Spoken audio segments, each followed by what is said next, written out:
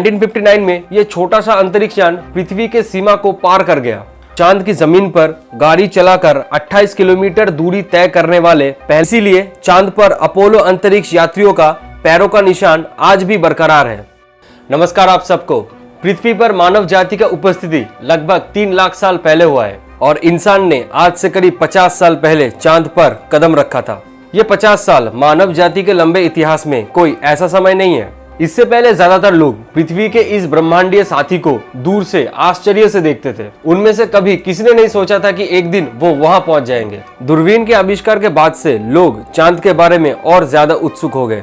चांद के पहाड़ियों, मैदानों और गहरे गड्ढों को देखने लगे। चांद पर चलने के लिए वैज्ञानिकों को एक के बाद एक कई असंभव काम करने पड़े। अगले कुछ दशकों में चांद पर इंसान रहने लायक इंफ्रास्ट्रक्चर बनाने का भी तैयारी चल रहा है। आज के इस वीडियो में पृथ्वी के एकमात्र उपग्रह चांद पर मानव अभियानों पर बात किया जाएगा। ऐसे वीडियोस अगर आपको देखना पसंद है तो इस चैनल को अभी फॉलो या सब्सक्राइब कीजिए। जो इंसान को चांद सफर इंसान की पहली मून वॉक खत्म होने जा रही थी। इस मिशन का टेक्नीशियन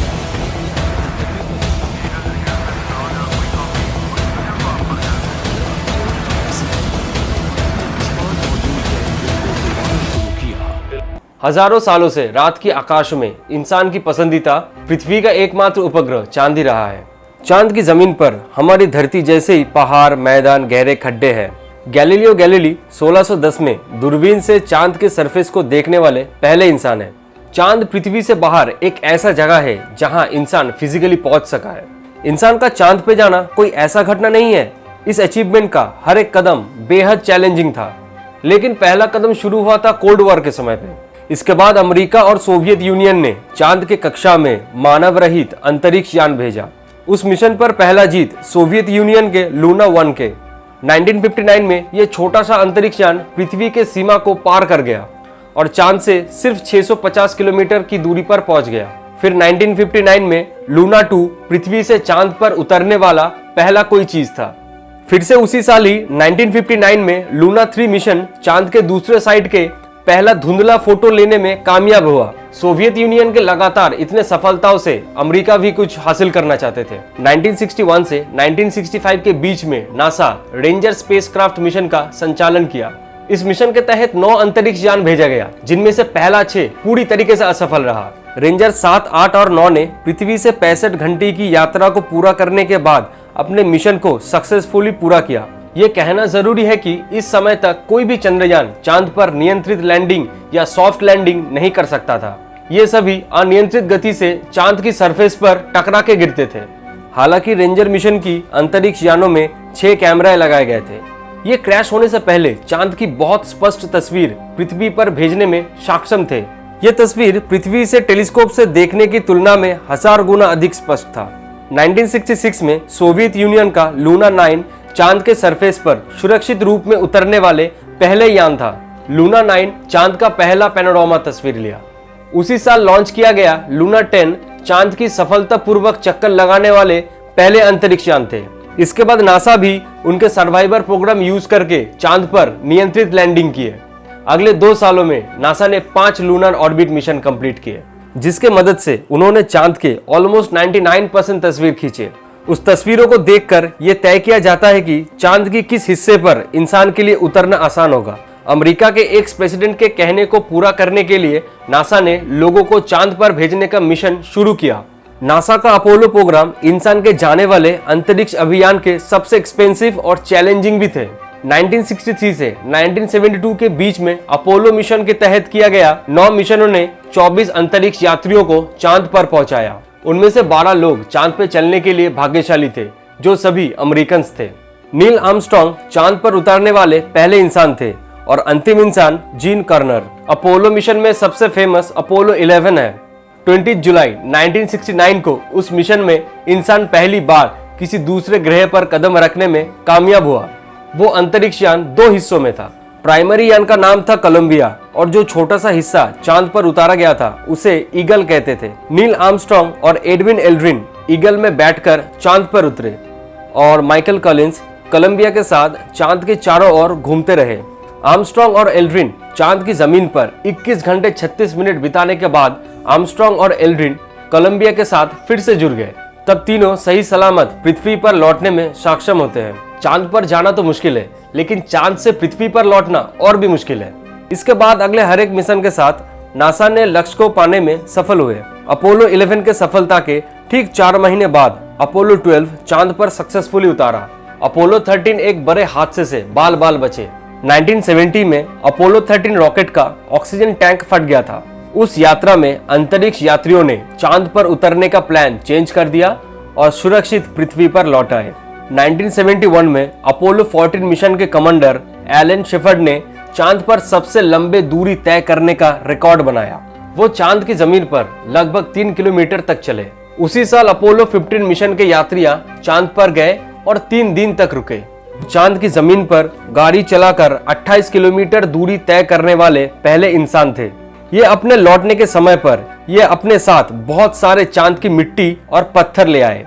1972 में अपोलो 16 और अपोलो 17 चांद पर आखिरी बार इंसान को ले गए थे। इन अभियानों से लिए गए नमूनों से चांद की जियोलॉजिकल फॉर्मेशन के बारे में काफी जानकारियां मिला है। इंसान की इस ड्रामेटिक अचीवमेंट के बाद ज्यादातर स्पेस रिसर्च ऑर्गेनाइजेशन ने चंद्र अभियानों से मुंह मोड़ लिया। इसीलिए अब तक उन 12 लोगों के बाद अभी तक कोई इंसान चांद पर उतर नहीं सका।